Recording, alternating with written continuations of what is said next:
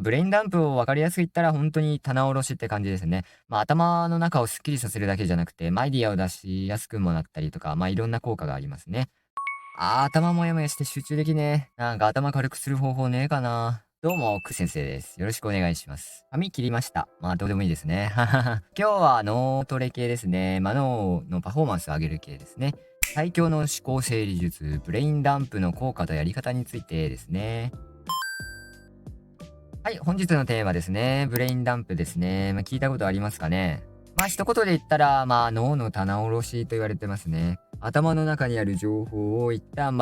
文字にして、言語化して、紙かなんかに目に見える形にすることで、頭の中をスッキリさせるっていう手法ですね。思考の整理にぴったりな手法で、頭の中をスッキリさせるだけじゃなくて、アイディアを出しやすくもなったりとか、いろんな効果がありますね。まずなんでこの動画を撮ろうかなと思ったと言ったらですね、自己実現が、このチャンネルのテーマなんですけど、脳を鍛えてメンタルを安定させて、頭の中、思考ですね、整理すれば、最強になれるっていうコンセプトでやってるんですけど、その頭を鍛えるは、大きいテーマでして、前回は音読を通して、前頭葉、思考の中心になるような脳の部位ですね、を鍛えることで、脳の力をパワーアップ、ブーストさせるようなやり方だったんですけど、今回は、軽くする方法ですね、頭を。ただただパワーアップさせるだけじゃなくて、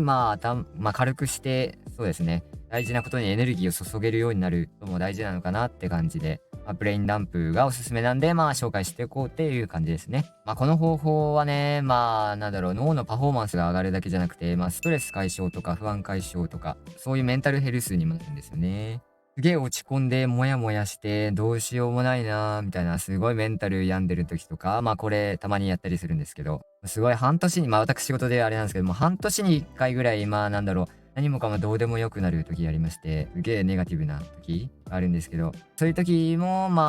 ブレインダンプをして、思考の整理、気持ちの整理とかして、ちょっとずつメンタルを回復してったりとかしてますね。いや、マジで頭なんか考え事ばっかして、ごちゃごちゃして、整理つかない時はマジでおすすめなんで、一度騙されたと思ってやってほしいですね。はい。まずこのチャンネルでは、脳科学や心理学、マインド改善法を通して、自己実現、自分の能力を最大限発揮するのを自己実現って言うんですけど、それにつながる自己成長のテクニックとかノウハウをシェアしております。そういうなんか脳とか心とか鍛える系ですね。に、興味がある方がいらっしゃいましたら、よかったらチャンネル登録お願いします。まだ始めて日は浅いんですけど、再生リストも何個かあるんでね、ぜひ見てみてください。はい、ちょっと長くなったんですけど、この動画に向いてる人ですね。先ほども何度も言ってるんですけど、考え事が多すぎてごちゃごちゃしすぎて、整理つかない人、あとは頭の中をすっきり軽くしたい人、あとはアイディア出しとかですね。効果的なアイディア出しの方法を知りたい人とかには向いてますね。今日話す内容ですね。ブレインダンプとは何ぞや、出だしでもほとんど言っちゃってるんですけどね。ブレインダンプってつまりどういうことっていうことと、あとはブレインダンプの仕組みですね。エビデンスの部分ですね。なぜそういう風になるのかみたいな。なぜ頭が軽くなるのかみたいな。そういう仕組みについてですね。仕組みを理解することでより知識をとか技術を応用しやすくなるっていうのは、この世の原理原則なのかなって感じで、毎回仕組みについては、しっかり説明したいって感じですね。で、そのエビデンスに伴って、そういう、ブレインダンプすることによって起こるいいこととかですね。合わせて説明できるかなって感じですね。で、仕組みとか、効果エビデンスを話した後に、実際にブレインダンプをどうするのかっていうやり方と、あとは、ブレインダンプをする上での注意点とかコツですね。効果を高めるポイントとかについてお話ししていきたいと思います。いや、脳トレ系楽しいですよね。また私仕事で脱線するんですが、脳を鍛える結構好きですね。心理学も好きだし、生まれ変われるとしたら、脳科学博士になりたいですね。今からめっちゃ勉強して大学入って、そういう系の、実際に博士号を取るのも面白そうですけど、お金と時間に余裕があったら目指そうかなって感じですね。まずそれは置いといて、はい、では本編に行きましょう。このチャンネルでは、こういう脳を鍛える方法とかもどんどんこれから出していくつもりなので、集中力を上げる方法とか、記憶力を高める方法とかね。あとはクリエイティビティを上げる方法とか、そういうのも発信していくつもりなので、チャンネル登録してお待ちいただければなーって感じですね。はい。まずは、はい、ブレインダンプの概要についてですね。ブレインダンプとはつまり何かって話ですね。最初にも何とか言ったんですけど、ブレインダンプを分かりやすく言ったら本当に棚卸しって感じですね。棚卸しってのは在庫確認みたいな感じですよね。なんか持ってるものを一度全部調べてみたいなリスト化して、自分の所有物を把握するっていうのが、棚卸しっていうことなんですけど、自分の頭の中にあるごちゃついた情報とかを一度整理することによって、どういう情報を自分が持ってるのかっていうのを認識する。なんとなくなんかごちゃごちゃしてるなーっていう状態を解消していくって感じですね。なんか、そう、なんだろう、言語化できないけど、なんかなみたいなのあるじゃないですか。そもそも頭の中が散らかる状態、モヤモヤする状態ってのは、なんで起こるかと言ったら、普段生活していく中で、得た刺激、外部からの刺激とか、ちょっとだけ見た情報とか、もう知らない単語が入ってきたりとか、そういうすることで、溜まってきた断片的な情報、断片化された情報が言語化されてないことによって、無駄な情報というか、そういうのが、脳に溜まっていくって感じですね。スマホとか分かりやすいかな。なんか無駄なアプリとか、そう、ちょっとブレた写真とか、なんか溜まってたらどんどん容量が溜まってって遅くなったりするじゃないですか。そんな感じですね。そうそうそう。スマホとかパソコン使ってる人は分かりやすいかもですね。ほとんどの人はスマホ使ってるか。容量がいっぱいになっていくと、アプリとか増えていくと、機能落ちてくるじゃないですか。バッテリーの消費も激しくなるし、そんなイメージですね。で、なんかいつ撮ったかわかんない、一回も使ってないアプリとか、そうそう、あと、ちょっと撮ってみて、ブレたりして、なんか使い物にならない写真というかね、別にいらなくねっていう写真、画像とか、同じものを連続で撮ったりとか、いらない写真があったりすると、容量もったいないじゃないですか。それをなんか全部、一旦出すことで、いるものいらないものを分けてって、不要なものを削除していくと、容量も減って、軽くなって、バッテリーの減りも、効率も良くなって、遅くなってる原因も解消されていく、みたいなイメージですね。スマホの容量の例えが分かりやすいかもですね、ブレインダンプは。しかもなんか、大掃除とかして、断捨離とかするとき、一旦物を全部出して、いるものいらないものを分けて、いるものだけ残して、また収納し直す。でやってみてほしいんですけど、そうするとめっちゃスッキリするんですよね。部屋の中もスッキリするし、掃除もできるし、あとはいらないものなくなるから、本当に気分もスッキリするみたいな。そういうのと似てますね、ブレインダンプは。やり方は簡単で、ただ単に、テーマを決めて、そのテーマに関することを、とにかく書きまくるっていう、シンプルなやり方なんですけどね。こんなシンプルな方法で、頭が軽くなる。で、頭が軽くなることで、思考もしやすくなる。集中もしやすくなるっていう手軽な方法ですね。のリソースの最適化ですね。はい。で、はい、次行きましょう。ブレインダンプの効果とエビデンスですね。ブレインダンプをすると起こるいいことですね。メリットとか、いろんな言い方あるんですけど、主に7つありますね。結構すごいよね。7つもあるよ。1個目ですね。これはブレインダンプの代表的な機能ですね。思考の視覚化ができるですね。言語化。なんとなくモヤモヤしたのが、はっきりするみたいな感じですね。なんか、ちょっと脱線をするわけでもないんですけど、なんとなく不安とか、なんとなくイライラするで、なんかわけわかんないけど、なんかモヤモヤするみたいな、そのなんとなくっていうのが、一番メンタルに良くないかなと思っていて、原因がはっきりすることで、そうか、私はこういうことについてイライラしてたのかっていうのが、わかるだけでも、すごい感情が、抑えられるというか、イライラが軽減されていくっていうのはありますね。こういうのを認知療法とか言うんですけどね。原因を特定することによって、心理状態を、良くしていくみたいなね。なんとなくモヤモヤするっていうのが、一番メンタルに良くないんでね。なんとなくって本当に解決してないからずっと頭の中に残り続けるというか、なんとなくしたのが積み重なると、心が重くなり、脳が重くなり、エネルギー不足でネガティブになりやすくなるので、そういうのを言語化していって、なんとなくを言語化していってるっていうのが、ブレインダンプの大きな機能の一つですね。で、思考が整理されることによって、今やるべきこととかが明確になったり、優先順位付けとかでも、このブレインダンプっていうのは結構有効ですね。今やらなくちゃいけないことは何だろうって一回全部リストにすることによって、自分がやるべきことがわかることによって、次何しよう、何したらいいだろう、どうしたらいいだろうっていう迷いとかもなくなるんで、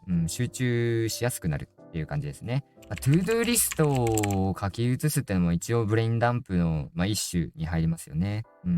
どうしたらいいだろうって迷いが減ることで、集中力が上がることで、脳の処理速度、情報処理速度も上がるって感じですね。で、2個目ですね。それ先に言っちゃったんですけど、ストレスとか不安の軽減につながりますね。頭の中にあるモヤモヤした雑念を、紙に書き出すことによって、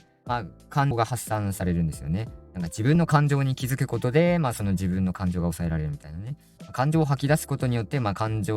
れてた感情が、発散されていくっていうのもありますんで、心が落ち着いてって、心が落ち着くことで、ストレスも減っていくって感じですね。特に不安なことを紙に書き出すのはめちゃくちゃいいですね。私も定期的にやってるんですが、なんかモヤモヤしたり、なんかメンタルが落ち込んでる時とか、不安の原因がわかることで、なんか自分がやるべきこととか対処法も見えてくるんで、対処法が分かればなんか、不安なんてなくなるじゃないですか。こうなったらどうしよう。じゃあこれをすればいいんだ。これすればいいのか。安心みたいな感じ。中にはそれでうまくいかない場合もあるんですけど、大抵の不安は解決策が見つかれば、和らいでいくんですし、解決策はそこら辺に転がってるんでね。なんだこんなことで悩んでたんだみたいなね。中には重いのもどうしようもないのもあるんですけどね。不安を特定して、対策を考えておくっていうのは、メンタルヘルスにおいて結構重要ですね。つ目ですね。似たような感じなんですけど、生産性ですね。これもさっきちょっとちらっと言っちゃったんですけど、脳の無駄なリソース、なんか無駄にエネルギー食ってる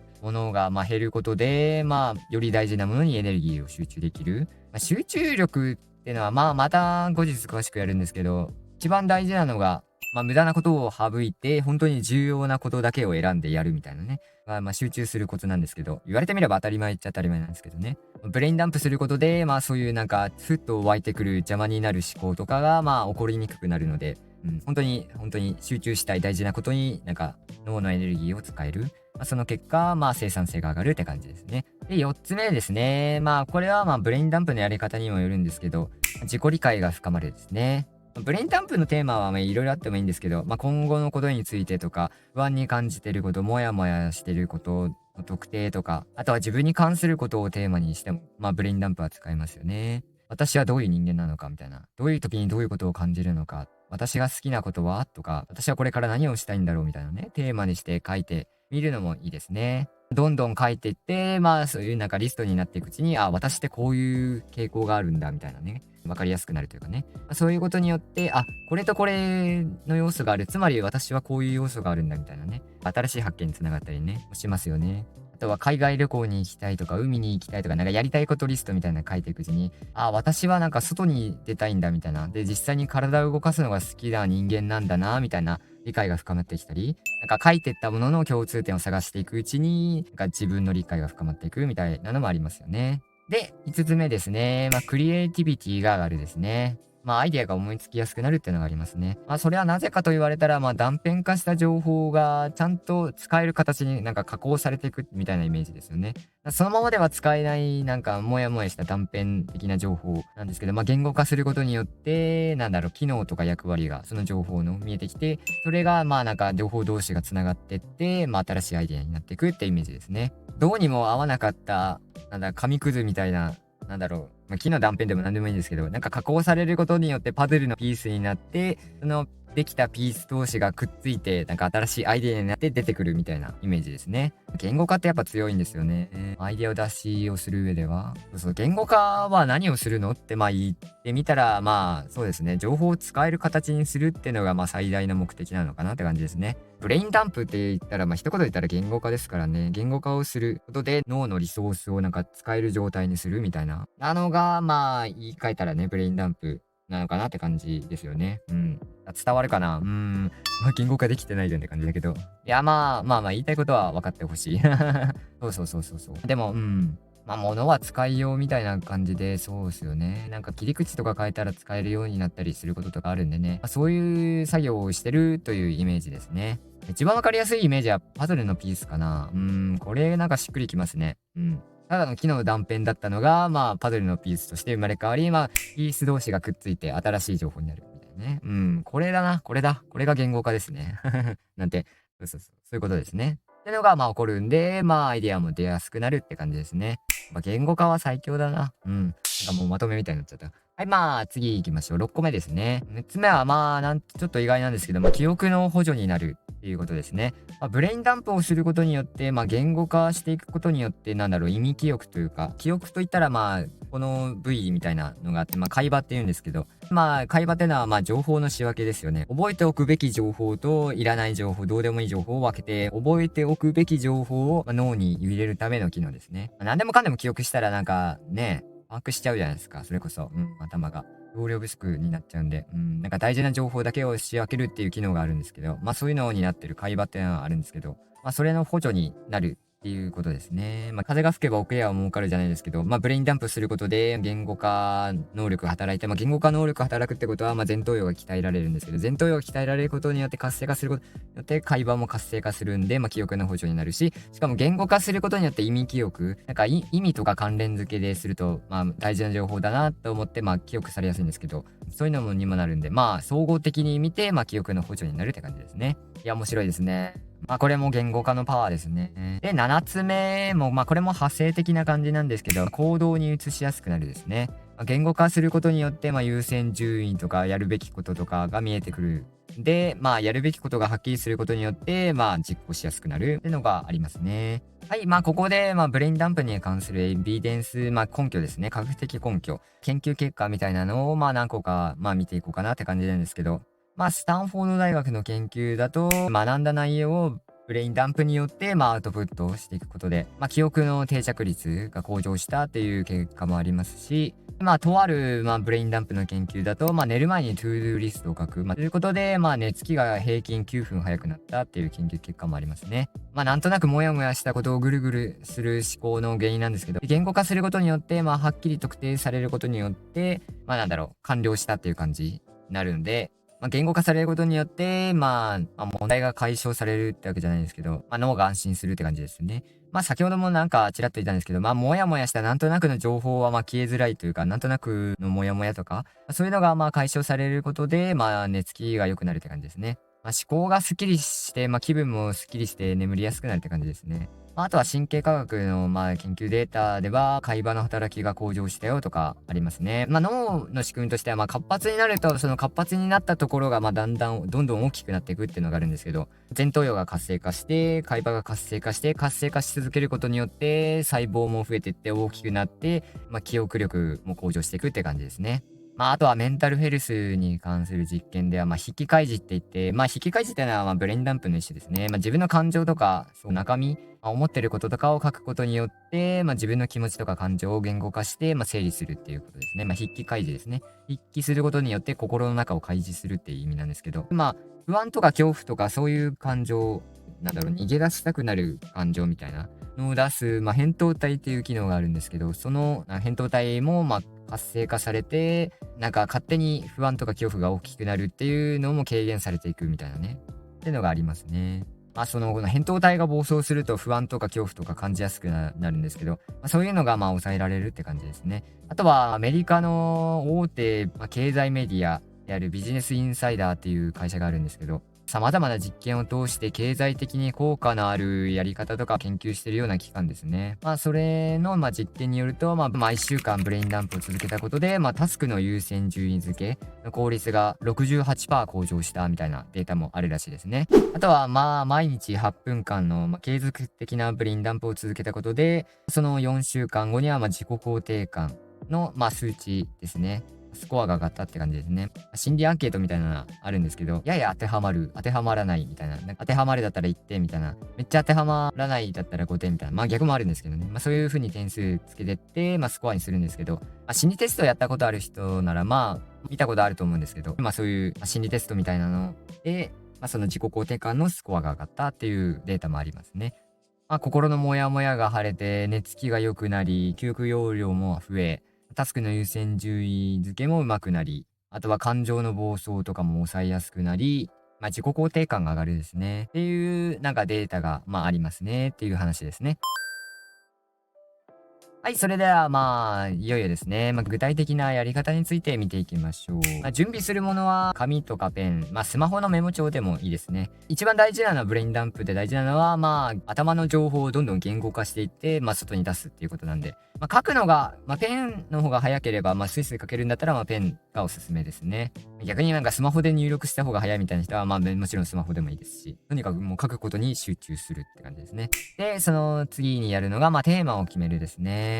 メモとか準備して、テーマを決めて、タイトルみたいな、出だしに書いてもいいんですけど、このテーマについて考えるみたいな決める。不安の原因を特定するとか、今週中にやるべきことをリストみたいなとか、いろいろテーマ決めていいんですけどね。今後のキャリアについてとか、いろいろありますよね。テーマは何でもいいですね、本当に。言語化できることだったら何でも。その時々で一番気になってたことをテーマにするのがいいんじゃないですかね。なんかはっきりすっきりさせたいみたいな、やるべきことを明確にしていきたいみたいなね、のがおすすめですね。で、3番目が時間を決めるですね。やる時間を決める。そう、ブレインダンプはもうダラダラやってもしょうがないので、とにかくもう情報を出しまくる。一気に出しまくるってのが大事なんで、人間の平均的な集中時間、集中力って永遠には続かなくて、途中途切れるんですけど、そこで人間の平均的な集中できる時間ですね、が15分から25分と言われてて、中には50分、45分、50分と長く集中できる人もいるんですけど、大体は15分から25分の間。なんで、そこら辺の時間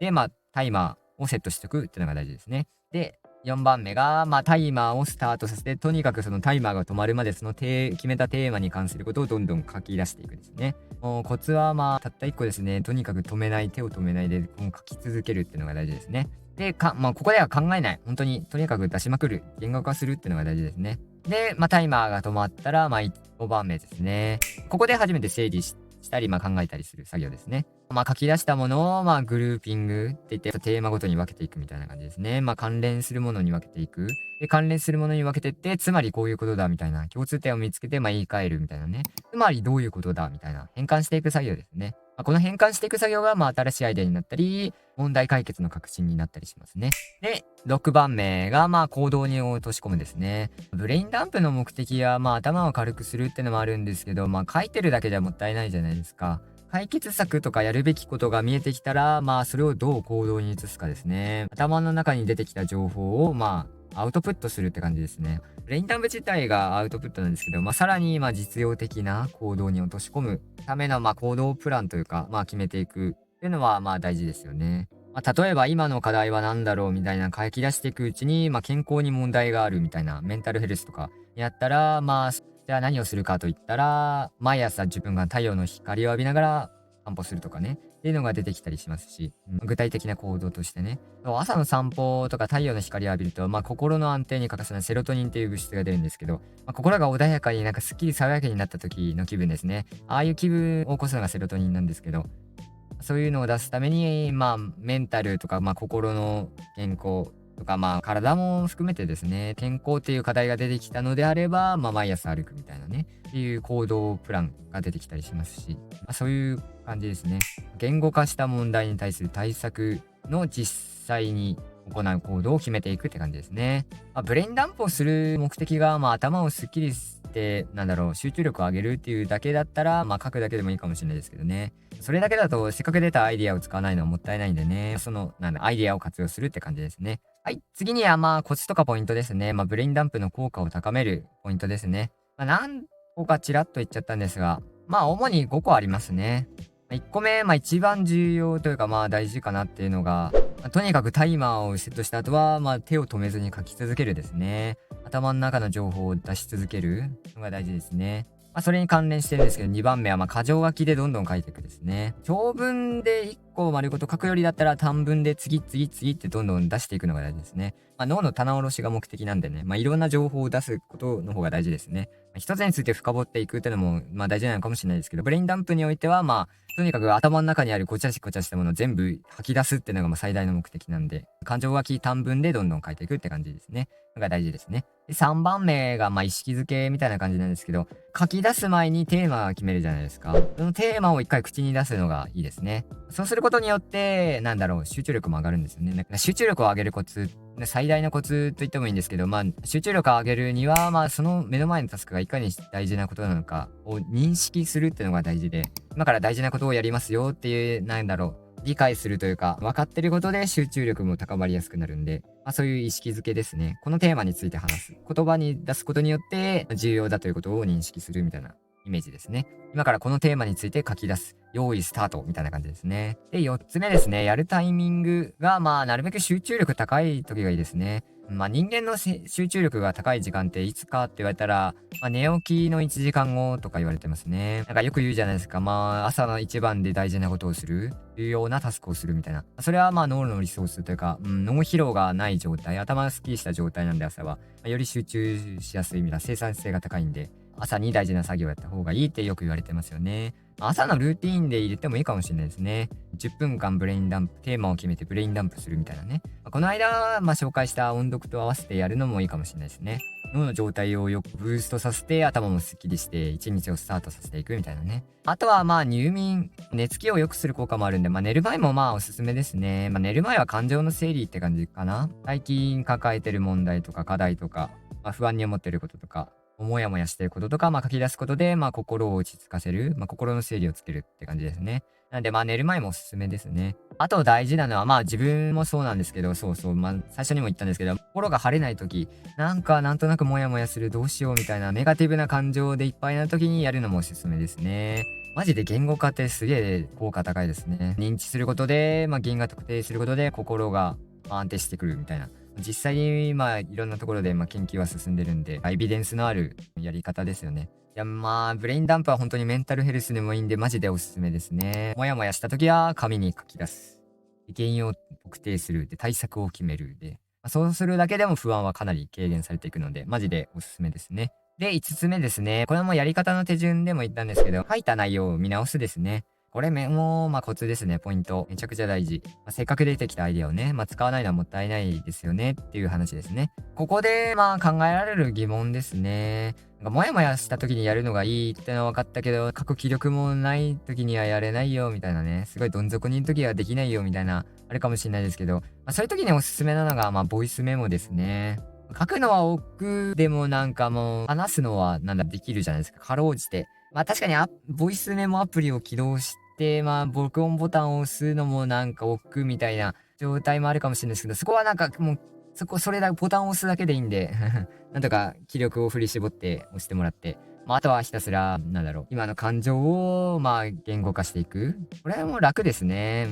ペンとか用意しろとか言ったけど、ボイスメモでもいいかもしれないですね。毎朝寝起きに。音読した後にボイスメモ開いて、テーマを喋って、ボイスメモにひたすらそのテーマに関する内容を、タイマー時間いっぱいまで喋り続ける。で、タイマー止まった後にその書いた内容を見て、視覚化して、つまりこういうことかなってまとめていくみたいなね。ボイスメモいいかもしれないですね。やりやすいかもしれないです。おすすめなんで、試してみてください。